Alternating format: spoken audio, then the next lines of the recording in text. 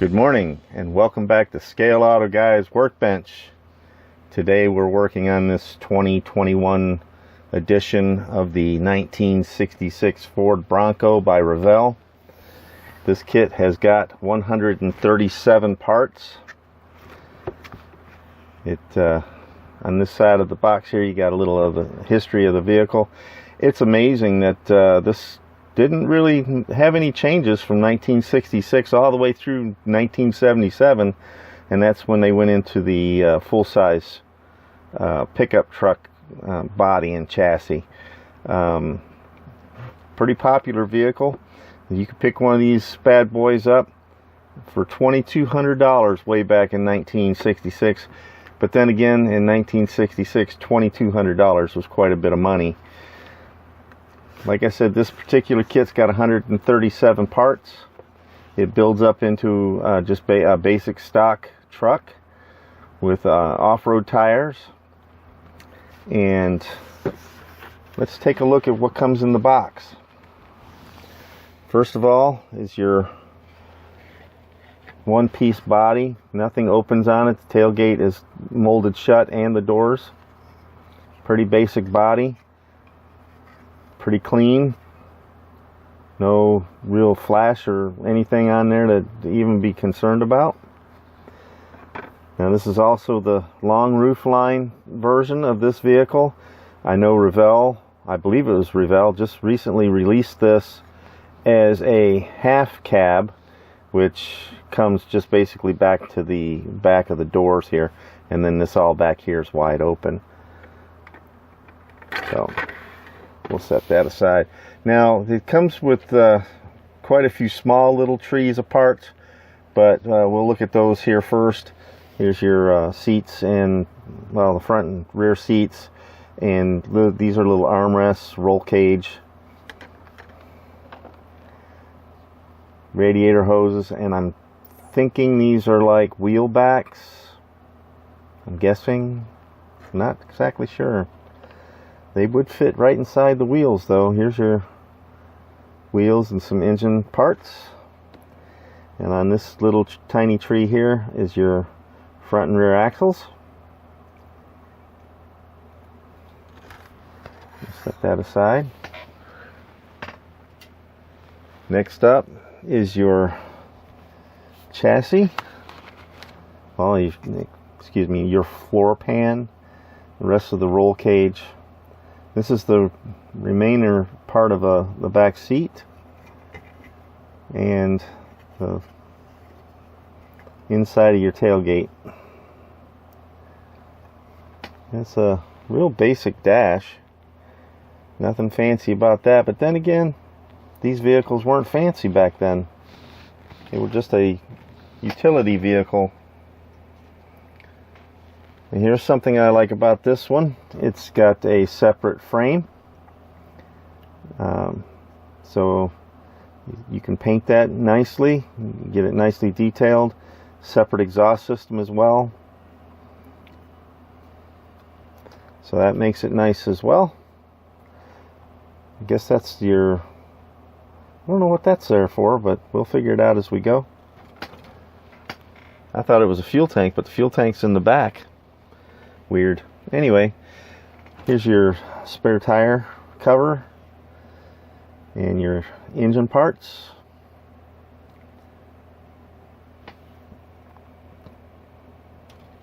Notice that there's like no flash on these parts. It's kind of typical for Revell. They usually have pretty clean moldings.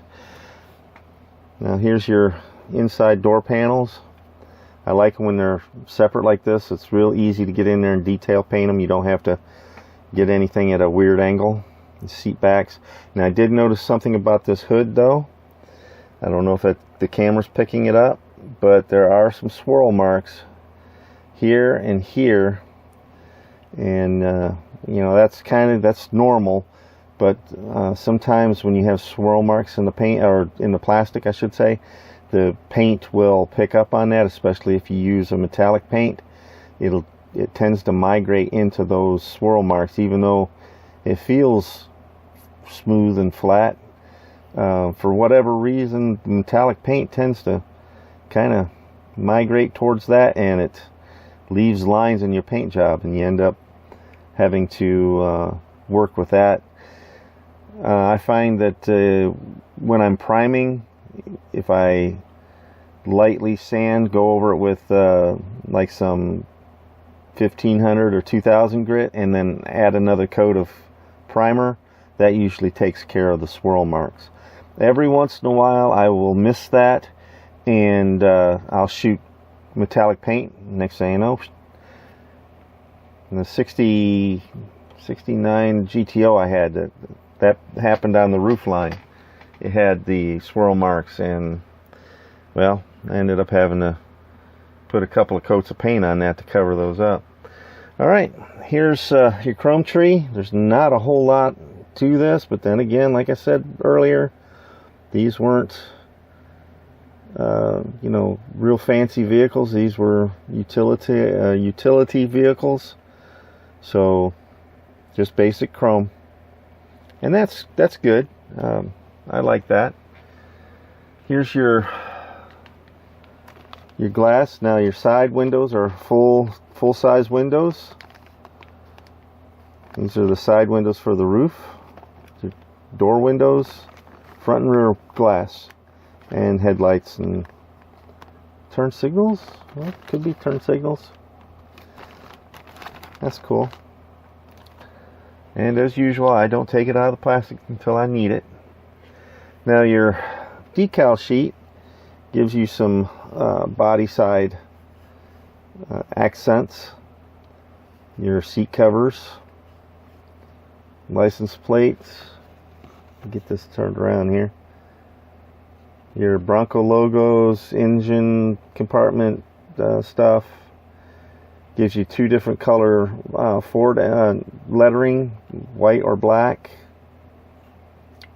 and or yeah, gives you three different colors here: red, what is that, like bronze or gold, and black. So that's kind of cool. Here's your tires. Now these are no name brand, just regular old off-road tires, kind of like it's more like a mud kind of track. They're somewhat directional, I would guess, and they're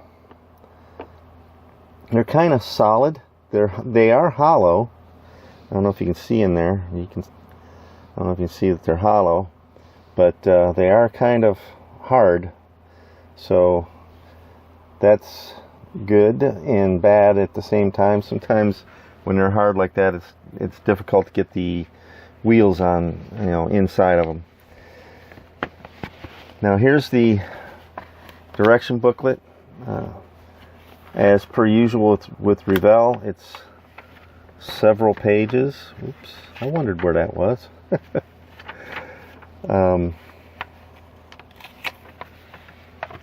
But it's very detailed, large pictures for us guys that have tough times with those instruction sheets that have multiple details in each section, and they're all crammed together, and it's hard to figure out what part goes where and what have you.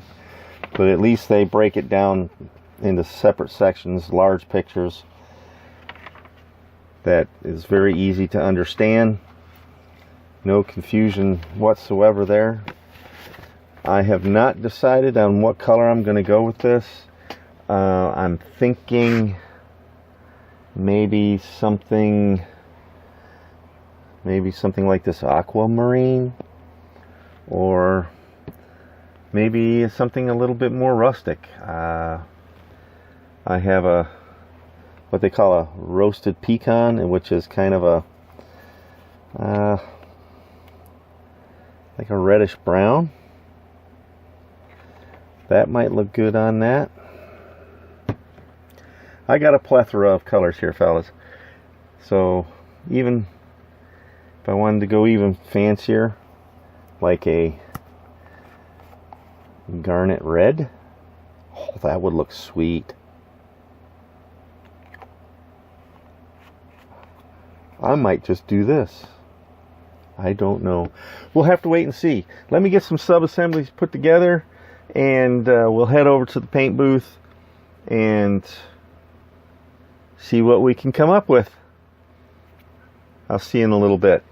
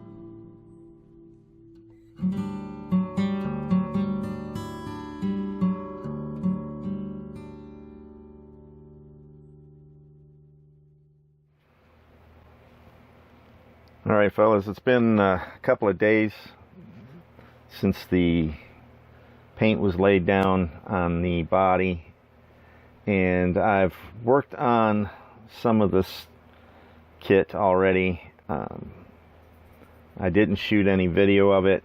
I just thought, I'll go ahead and get all the stuff painted, get ahead of the game. I started to put all the stuff on the frame. So I've got the engine attached. I don't like how this fan mounts here. It doesn't, you can't get it to mount flush and straight. And oh well. So there's the frame and all of this stuff, that stuff I should say. I got the wheels mounted.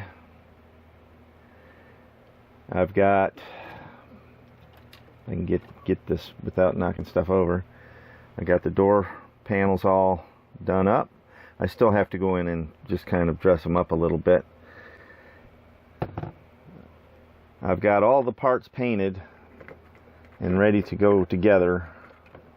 I'm going to go with a brown floor with the red sidewalls and tailgate, and let me see if I can get this here, and tan seats.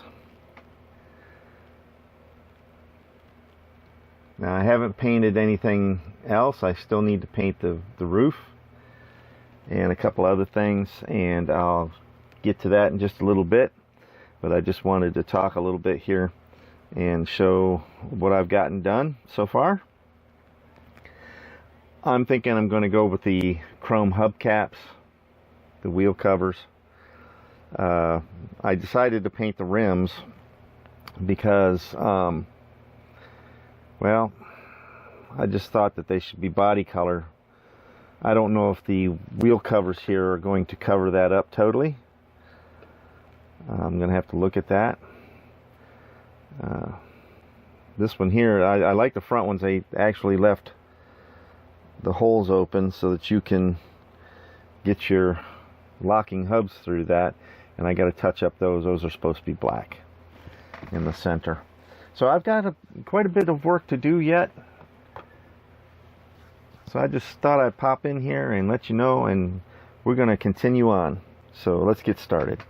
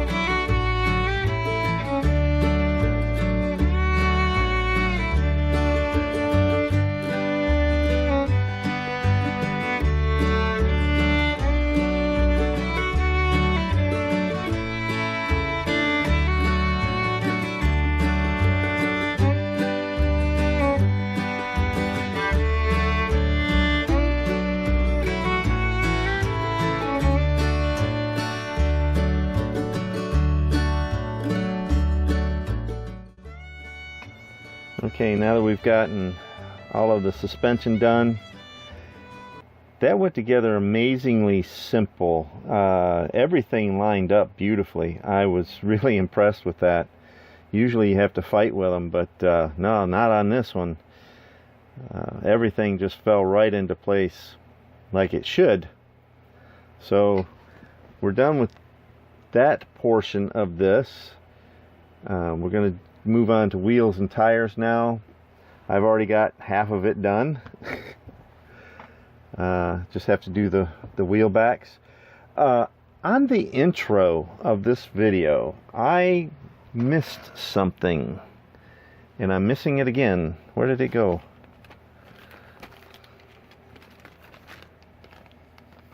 Hold on a second, I'll be right back.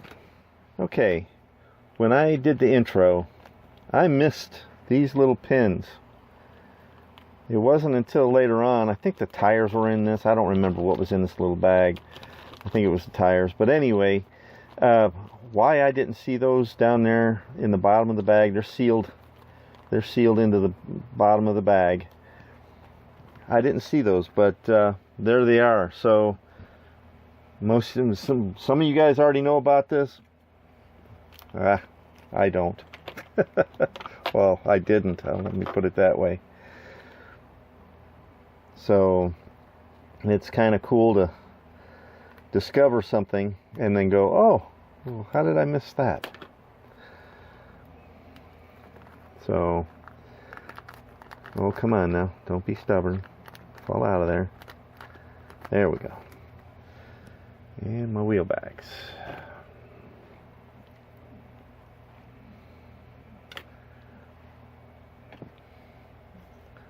So this is kind of unusual. Usually they provide plastic pins, which are fine, but these metal ones, you don't have to be, I don't know. I don't think you have to be as careful where you put the glue. Not that I'm careless about that, but I don't have to worry about, oops, I put too much glue in there, now I glued the pin and it's not going to allow the tire to roll. So those will fit, well, those will fit right down inside there. You just push them up through here, get in there, and then just glue that on. That Bob's your uncle thing. Oh no, I'm doing it backwards. I am wrong. It goes like this, then like that, and then the you know, that Bob guy, he becomes your uncle. So anyway, let's go ahead and get these done. I still have to do the touch-up painting, like I said earlier, on the where the lockers are, or the, yeah, I guess you call that a locker, where you lock in your Ford hubs anyway. This was back before they had the automatic locking hubs, although they may have been around. I'm just not aware of it, because, you know, I was just a little tyke back in '66. Oops, that one's a tight fitter. Okay, I have to bore that hole out a little bit.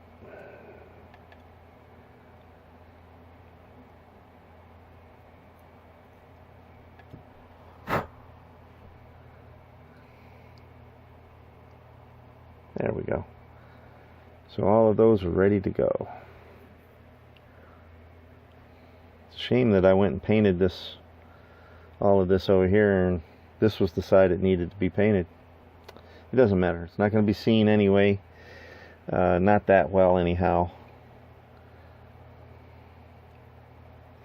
So I'm just going to put just a smidge of glue in here. There we go. Probably a little too much.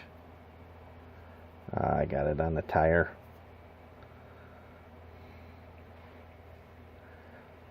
Okay, this is going to be fun.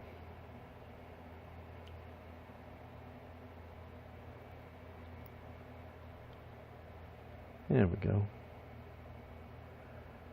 Just drop it straight on in here.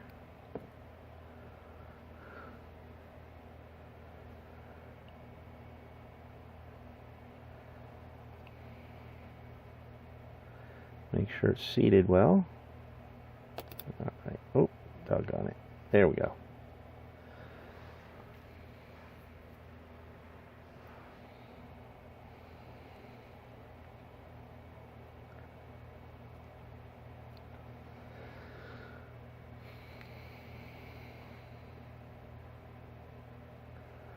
I'm using the tweezers because I think it just makes this a little easier.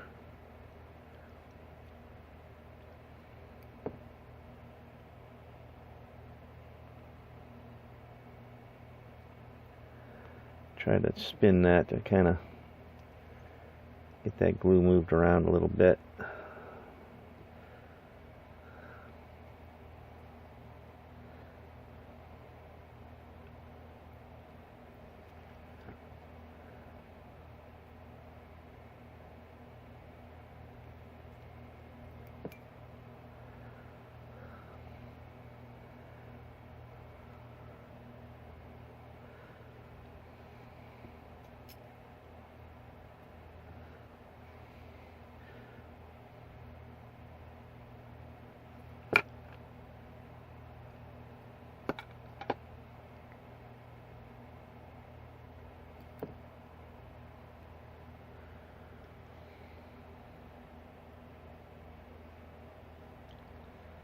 Alright.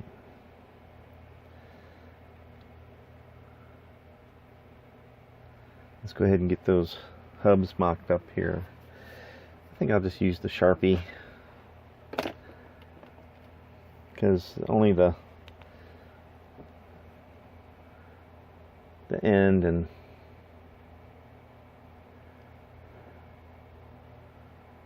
it's going to be sticking out, but I'm going to go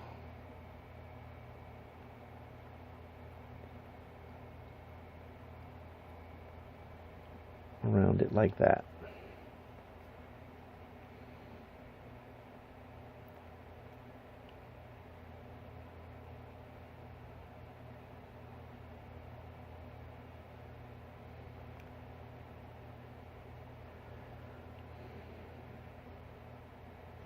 I was thinking about going with a different set of tires.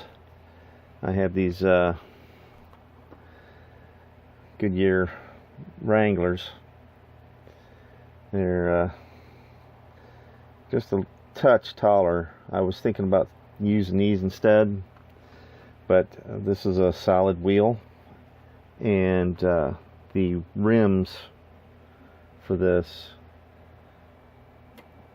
refuse to go inside those tires. So I figured, well, I'll just go with what came in the kit. Okay, let's get these wheel covers cut off of here, and let's see how they look on there. If I don't like how they look, I might just go with just the steel wheels.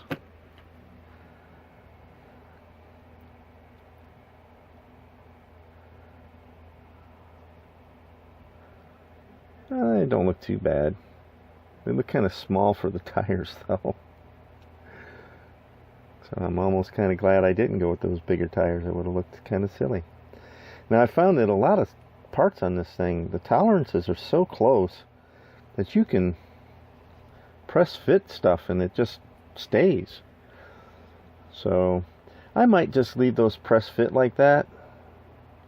I don't know if the back ones will press fit, but that way there, if I don't like the look after I get it finished, I can just pull them off.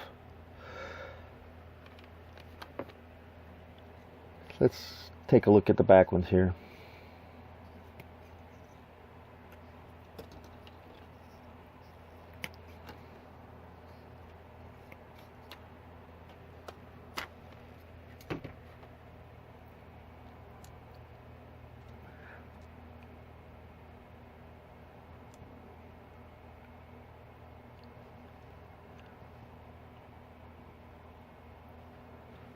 Wow.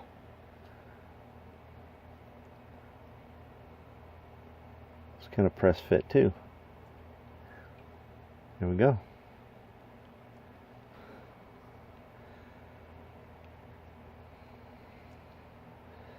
I'm gonna have to use some of the panel line in here. It's just too shiny.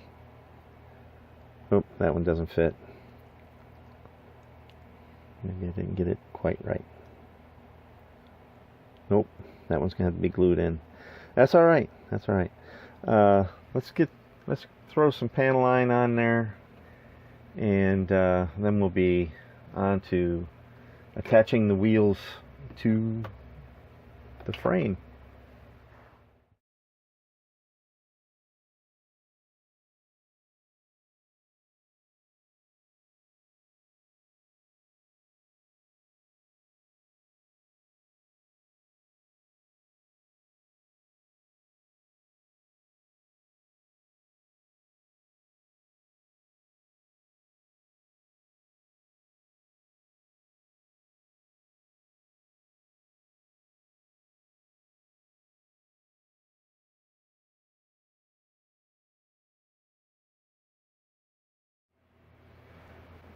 Alright fellas, got the wheels on the frame. Those steel pins just push right into the axles, and they keep the wheels on there. They roll. This one here I may have to put a little bit of glue on because it just doesn't want to stay in, but the rest of them, no problems. So let me get that taken care of, and we're on to doing the interior. Okay guys, they make this optional. If you want to put the roll bar in, you can, or if you don't want to, you don't have to. But if you decide you're going to put the roll bar in, yeah, I got to paint this yet, you have to drill out these 4 holes. That's where the roll bar mounts. If you don't have one of these already, you can pick this up on Amazon for, I think it's right around $20. It gives you a whole set of drill bits, this little plastic case with different drill bits, and this little pin vise for holding them. So I've already kind of pre-selected them, and I'm going to go ahead and drill my holes out. Make sure you don't have your finger right behind that when you do it, because if it pops through, it's going to get you.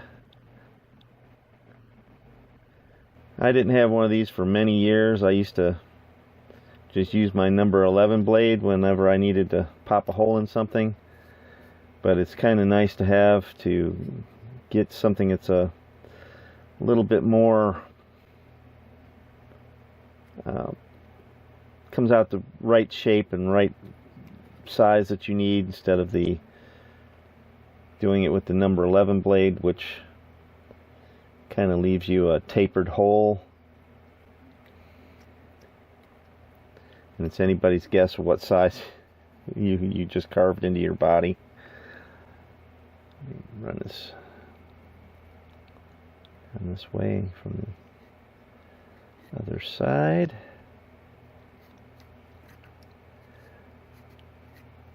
Now as you know, I always do my research before I do my builds, and I did find a Bronco, pictures of a Bronco that was on sale someplace. I don't remember where it was, but it was almost the same color as this garnet red that I painted my kit with, and it had the color of interior the way I'm doing it here, and I really liked how that looked, so I duplicated it as best as I could, and I really like how it turned out. And it's not even finished yet.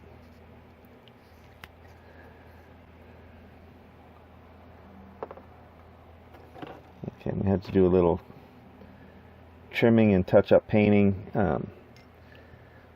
We'll be right back.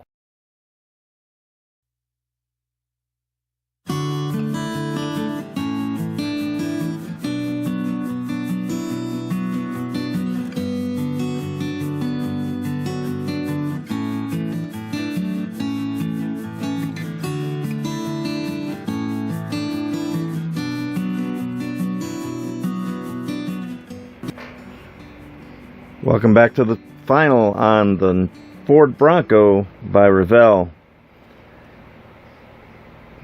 Let me first start out by explaining why that is sitting on 4 tires. Well, other than its own tires. When I put it on the turntable, it won't stay still.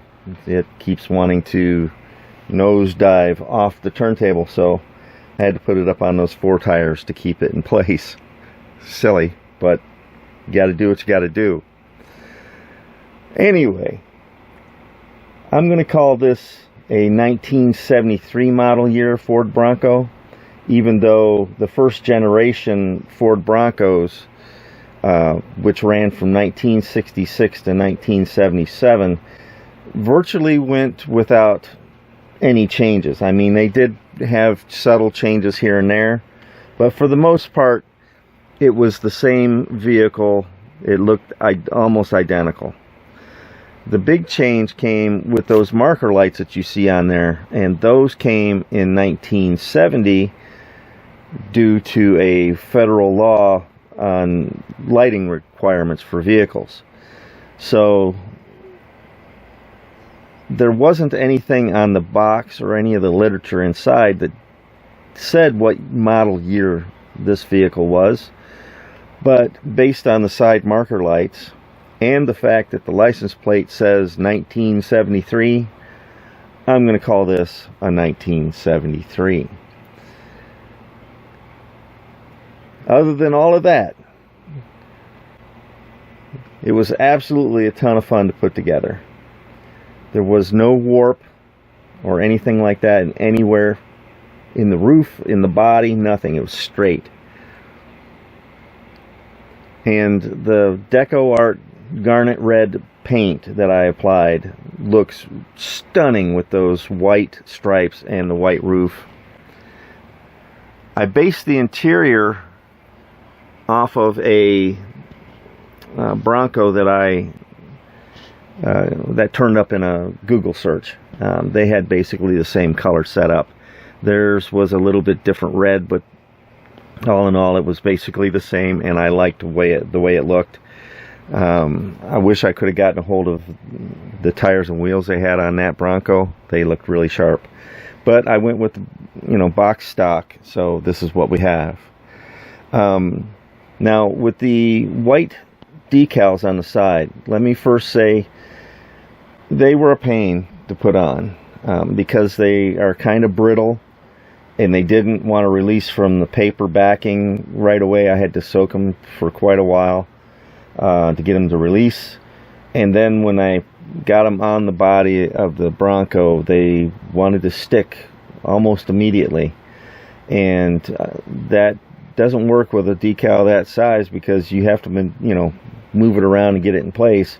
So I had to fight it. And on the passenger side, the driver's side turned out good. The passenger side, it cracked in a couple of places, and I tried to get it put back together, but you know how it is with these big decals. If they crack or break in half, they're kind of hard to get put back together and make it look right. I mean, you can do it, but it takes a lot of work and a lot of patience, and tonight I don't have either. So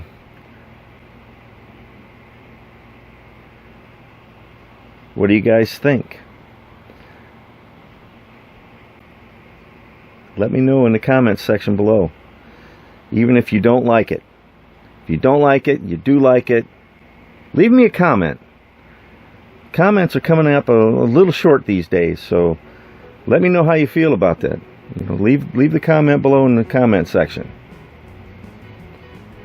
So here it is, another kit is done. I hope you enjoyed this one. This one was a lot of fun. If you did, go ahead and give me a thumbs up on the video. If you decide you have to give me a thumbs down, drop me a line. Tell me why you gave me a thumbs down. At least I know why I got the thumbs down. You know, I can't improve or change anything if you just hit me with a thumbs down and run away. Give me some feedback. If you have any questions, comments, good or bad, write those in the comments section below. Be sure to follow me on Facebook. Or if you like, you can drop me a line at scaleautoguy@gmail.com.